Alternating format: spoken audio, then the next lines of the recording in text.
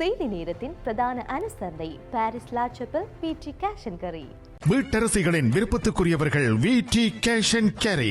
உங்கள் சமையல் கூடத்திற்கு தேவையான உணவுப் பொருட்கள், காய்கறிகள், கடல் உணவு வகைகள் அனைத்தும் தரமாக எப்பொழுதும் மலிவாக பெற்றுக்கொள்ளவும், சமையல் பாத்திரங்கள் அனைத்தும் தெரிவு செய்யவும் விடி கேஷ் அண்ட் கேரி, லா சப்பல்.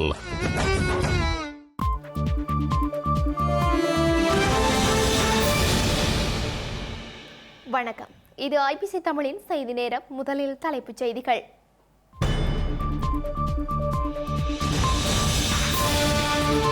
மாவீரர் துயிலும் இல்லங்களில் அரசியல் தலையீட்டை நிறுத்த தீர்மானம். கிளிநொச்சியில் போராளிகளின் தாய் அவமதிக்கப்பட்ட சம்பவத்தை அடுத்து நடவடிக்கை. தமிழரசு கட்சி நீதிமன்றங்களை நாடுவதை நிறுத்த வேண்டும், ஜனநாயக முறையை பின்பற்றுமாறும் சிவாஜிலிங்கம் கோரிக்கை. சுற்றுச்சூழல் அபாயம் குறித்து மனித உரிமை ஆணைக்குழு மன்னாரில் ஆய்வு, சமூக செயற்பாட்டாளர்களுடனும் சந்திப்பு. ராகுல் காந்தியை விசாரணை செய்ய சிறப்பு குழு, அனுமதி வேண்டி சபாநாயகருக்கு கடிதம். ஜெர்மனியின் நத்தார் சந்தை தாக்குதல் இடத்தில் ஆட்சித் தலைவர் அஞ்சலி, சம்பவத்தை கண்டித்து ஆர்ப்பாட்டம் முன்னெடுக்க திட்டம்.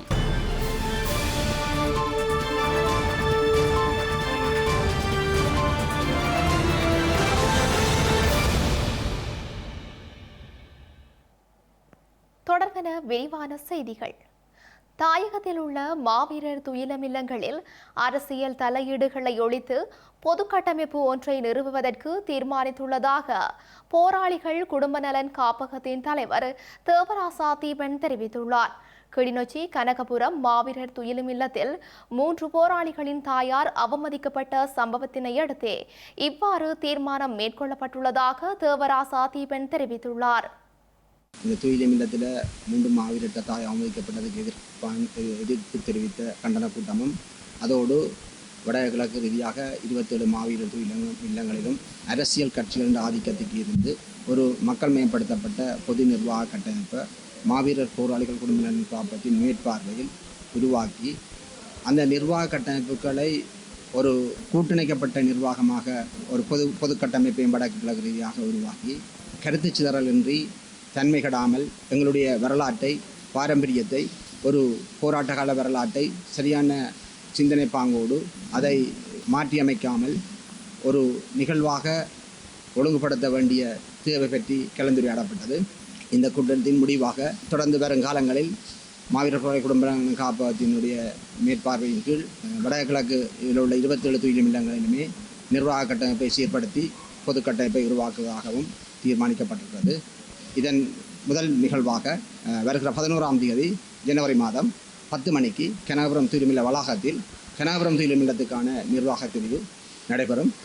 அத்தோடு அடுத்தடுத்த துயிலும் இல்லங்களையும் அதைத் தொடர்ந்து நிர்வாக கட்டமைப்புகள் அமைக்கப்பட்டு பிறகு பொது கட்டமைப்பு அமைக்கப்படும். அந்த பொது கட்டமைப்பின் வழிநடத்தலின் கீழ் அனைத்து துயிலும் இல்லங்களுமே மிகச்சிறப்பாக எங்களுடைய வரலாறுகள், போராட்ட கால தன்மை கெடாமல் மாவீரர்களுக்கு மதிப்பளிக்கப்படும் என்ற தீர்மானத்தை நாங்கள் இன்று எடுத்திருக்கிறோம். இலங்கை தமிழரசு கட்சி நீதிமன்றங்களை நாடும் செயல்பாட்டை நிறுத்தி ஒற்றுமையுடன் நடந்து கொள்ள வேண்டுமென வடமாகாண சபையின் முன்னாள் உறுப்பினர் MK சிவாஜிலிங்கம் தெரிவித்துள்ளார். கட்சிக்குள் காணப்படும் பிளவுகளை சீர் செய்து ஜனநாயக முறைப்படி நிர்வாகிகளை தெரிவு செய்ய வேண்டுமென யாழில் இன்று இடம்பெற்ற ஊடக சந்திப்பில் சிவாஜிலிங்கம் தெரிவித்துள்ளார். இலங்கை தமிழரசு கட்சி 75 ஆண்டுகளை பூர்த்தி செய்து, குறிப்பாக பவள விழாவை தாண்டி 75வது ஆண்டை தாண்டி நடைபெற்றும் கூட தேசிய மகாநாட்டிலே பாராளுமன்ற உறுப்பினர் கௌரவ ஸ்ரீதரன் அவர்கள் தலைவராக தெரிவு செய்யப்பட்டும் நீதிமன்றம் வரை சென்று அது செயற்படுத்தப்படாமல் இருக்கிறது.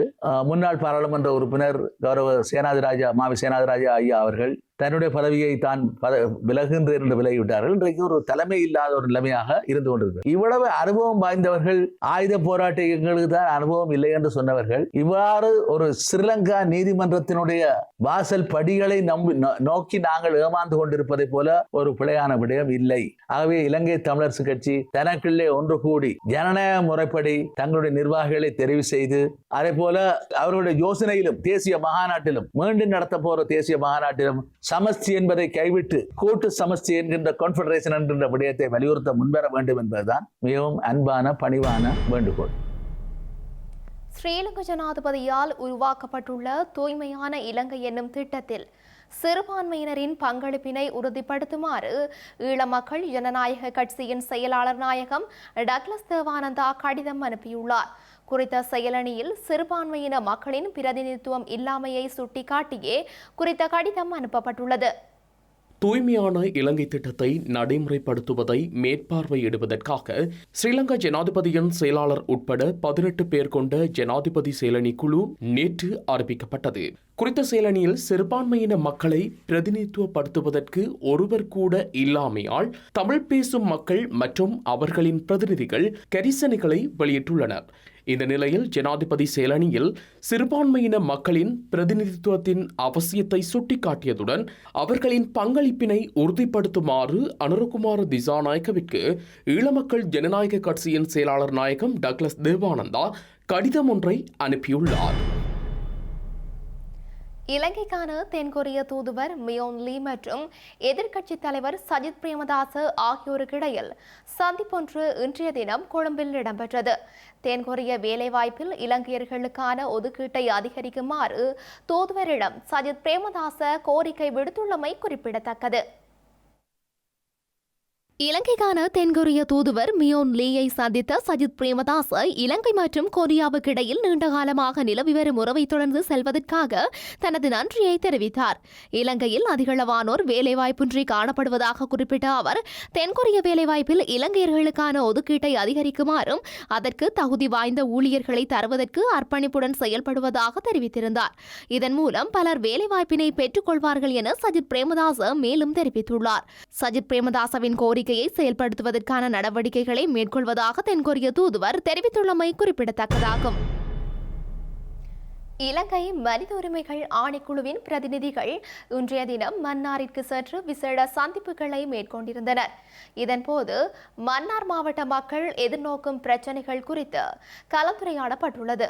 அத்துடன் மன்னார் தீவு பகுதியில் மேற்கொள்ளப்பட்டு வரும் காற்றலை மின் உற்பத்தி நடவடிக்கை மற்றும் கனிய மணல் அகழ்வு குறித்தும் நேரடியாக பார்வையிட்டுள்ளனர். மன்னார் மாவட்ட சமூக பொருளாதார மேம்பாட்டுக்கான நிறுவனத்தின் ஏற்பாட்டில் குடிசார் சமூக செயற்பாட்டாளர்கள் ஒன்றிணைக்கப்பட்டு குறித்த சந்திப்பு இடம்பெற்றுள்ளது. இதன்போது மன்னார் மாவட்ட மக்கள் எதிர்நோக்கும் பிரச்சினைகள் குறித்து கலந்துரையாடியுள்ளனர். குறிப்பாக மன்னார் மாவட்டத்தில் மேற்கொள்ளப்பட்டு வரும் காணி அபகரிப்பு, படையினர் வசம் காணப்படும் மக்களின் காணிகள் விடுவிக்கப்படாமை, காற்றலை மற்றும் கனியமண் அகழ்வினால் மன்னார் தீவில் ஏற்பட்டு வரும் பிரச்சினைகள் குறித்தும் விரிவாக இலங்கை மனித உரிமைகள் ஆணைக்குழுவின் பிரதிநிதிகள் கேட்டறிந்து கொண்டனர். மேலும் மன்னாரில் உள்ள மனித உரிமைகள் ஆணைக்குழு அலுவலகத்தில் காணப்படும் குறைபாடுகள் குறித்து இலங்கை மனித உரிமைகள் ஆணைக்குழுவின் பிரதிநிதிகளின் கவனத்திற்கு கொண்டு செல்லப்பட்டதோடு அவற்றை நிவர்த்தி செய்வது குறித்தும் கலந்துரையாடப்பட்டது. காவல்துறையினரின் தடுப்பில் வைக்கப்படும் சந்தேக நபர்களை நேரடியாக சென்று சந்திக்கக்கூடிய செயல்பாடுகளை மனித உரிமைகள் ஆணைக்குழு முன்னெடுக்க வேண்டும் என்ற கோரிக்கையும் முன்வைக்கப்பட்டது. குறித்த கலந்துரையாடலை தொடர்ந்து இலங்கை மனித உரிமைகள் ஆணைக்குழுவின் பிரதிநிதிகள் முள்ளிக்குளம் பகுதிக்கு சென்று பார்வையிட்டிருந்தனர். இதன்போது முள்ளிக்குளம் பகுதியில் பல வருடங்களாக மக்களின் காணிகளில் கடற்படையினர் நிலை கொண்டுள்ளமை குறித்து ஆராய்ந்துள்ளனர். அதனைத் தொடர்ந்து மன்னார் தீவு பகுதியில் மேற்கொள்ளப்பட்டு வரும் காற்றலை மின் உற்பத்தி நடவடிக்கை மற்றும் கனியமணல் அகழ்வு குறித்தும் நேரடியாக பார்வையிட்டனர். யாழ்ப்பாணம் சங்கானை மருத்துவமனையின் தேவைப்பாடுகள் தொடர்பிலான கலந்துரையாடல் ஒன்று நேற்றைய தினம் இடம்பெற்றுள்ளது. வடக்கு மாகாண ஆளுநர் வேதநாயகன் மற்றும் சங்கானை பிரதேச மருத்துவமனை அபிவிருத்தி சங்கத்தின் பிரதிநிதிகள் ஆகியோருக்கிடையில் குறித்த கலந்துரையாடல் முன்னெடுக்கப்பட்டுள்ளது. வடக்கு மாகாணத்தில் காணப்படுகின்ற பல வைத்தியசாலைகளுக்கு பல்வேறுபட்ட துறை சார்ந்த தேவைப்பாடுகள் காணப்படுகின்றது. இந்த நிலையில் சங்கானை பிரதேச மருத்துவமனையின் தேவைப்பாடுகள் தொடர்பில் சங்கானை பிரதேச மருத்துவமனை அபிவிருத்தி சங்கத்தின் பிரதிநிதிகள் வடமாகாண ஆளுநருடன் கலந்துரையாடல் ஒன்றை முன்னெடுத்துள்ளனர். குறிப்பாக சங்கானை பிரதேச மருத்துவமனையை தரம் உயர்த்துமாறும் அத்தோடு பக்கவாத நோயால் பாதிக்கப்பட்டவர்களுக்கான மறுவாழ்வு நிலையம் ஒன்றை அமைப்பதற்கான நிதியுதவியினை பெற்றுத்தருமாறும் கோரிக்கைகளை முன்வைத்தனர். அவர்களின் கோரிக்கைகள் ஏற்றுக்கொண்ட ஆளுநர் இவை தொடர்பில் சாதகமான நடவடிக்கை எடுப்பதாக உறுதியளித்தார். யாழ்ப்பாணம் வடமராட்சியின் பல்வேறு பகுதிகளில் மிதிவண்டிகளை திருடிய நபரொருவர் இன்றைய தினம் காவல்துறையினரால் கைது செய்யப்பட்டுள்ளார். இதேவேளை கிளிநொச்சியில் புதையல் தோண்ட முற்பட்ட காவல்துறை உத்தியோகத்தர் உட்பட 5 பேர் கைது செய்யப்பட்டுள்ளனர். யாழ்ப்பாணம் வடமராட்சியின் பல்வேறு பகுதிகளில் மிதிவண்டிகளை திருடிய குற்றச்சாட்டில் கரணவாய் பகுதியைச் சேர்ந்த 23 வயதான இளைஞர் ஒருவர் கைது செய்யப்பட்டுள்ளார். திருட்டு சம்பவம் ஒன்று தொடர்பாக கைது செய்யப்பட்ட சந்தேக நபரிடம் நடத்தப்பட்ட மேலதிக விசாரணைகளின் போது பல்வேறு பகுதிகளிலும் மிதிவண்டிகளை திருடிய சம்பவங்களுடன் சந்தேக நபர் தொடர்பு பட்டமை தெரிய வந்துள்ளது. இதையடுத்து சந்தேக நபர் வழங்கிய தகவலுக்கு அமைய 12 மிதிவண்டிகள் மீட்கப்பட்டுள்ளன. கைதான சந்தேக நபரையும் கைப்பற்றப்பட்ட மிதிவண்டிகளையும் நெல்லியடி காவல்துறையினர் ஊடாக பருத்தித்துறை நீதவான் நீதிமன்றில் முற்படுத்த நடவடிக்கை எடுக்கப்பட்டுள்ளது. கிளிநொச்சி காவல்துறை பிரிவிற்குட்பட்ட கனகபுரம் பகுதியில் புதையல் தோண்ட முற்பட்டவர்கள் என சந்தேகத்தில் காவல்துறை உத்தியோகத்தர் உட்பட 5 பேர் கைது செய்யப்பட்டுள்ளனர். கிளிநொச்சி விசேட அதிரடி படையினருக்கு ராணுவத்தின் புலனாய்வு பிரிவால் கிடைத்த ரகசிய தகவலை அடுத்து விசேட அதிரடி படையினர் கைது செய்து கிளிநொச்சி காவல்துறையினரிடம் ஒப்படைக்கப்பட்டுள்ளது. சம்பவம் தொடர்பாக கிளிநொச்சி காவல்துறையினர், விசேட அதிரடி படையினர் மற்றும் ராணுவ புலனாய்வு குழுவினர்களும் மேலதிக விசாரணைகளை மேற்கொண்டு வருகின்றனர். கிளிநொச்சி போக்குவரத்து காவல்துறையினர் மோப்ப நாய்களுடன் திடீர் சோதனை நடவடிக்கைகளில் ஈடுபட்டுள்ளனர். கிளிநொச்சியில் வீதி ஒழுங்குகளை மீறுபவர்கள், சட்டவிரோத செயல்பாடுகளில் ஈடுபடுபவர்கள் தொடர்பாகவும் காவல்துறையினருக்கு கிடைத்த ரகசிய தகவலை குறித்த சோதனை நடவடிக்கைகளை மேற்கொள்ளப்படுவதாக தெரிவிக்கப்படுகின்றது.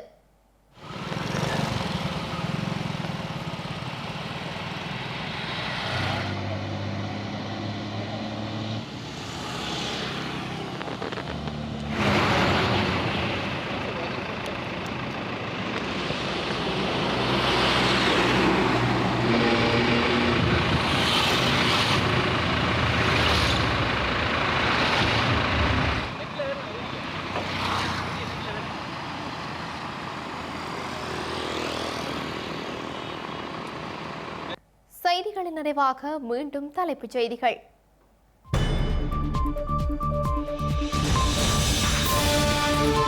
மாவீரர் துயிலும் இல்லங்களில் அரசியல் தலையீட்டை நிறுத்த தீர்மானம். கிளிநொச்சியில் போராளிகளின் தாய் அவமதிக்கப்பட்ட சம்பவத்தை அடுத்து நடவடிக்கை. தமிழரசு கட்சி நீதிமன்றங்களை நாடுவதை நிறுத்த வேண்டும், ஜனநாயக முறையை பின்பற்றுமாறும் சிவாஜிலிங்கம் கோரிக்கை. சுற்றுச்சூழல் அபாயம் குறித்து மனித உரிமை ஆணைக்குழு மன்னாரில் ஆய்வு, சமூக செயற்பாட்டாளர்களுடனும் சந்திப்பு. ராகுல் காந்தியை விசாரணை செய்ய சிறப்பு குழு, அனுமதி வேண்டி சபாநாயகருக்கு கடிதம். ஜெர்மனியின் நத்தார் சந்தை தாக்குதல் இடத்தில் ஆட்சித் தலைவர் அஞ்சலி, சம்பவத்தை கண்டித்து ஆர்ப்பாட்டம் முன்னெடுக்க திட்டம்.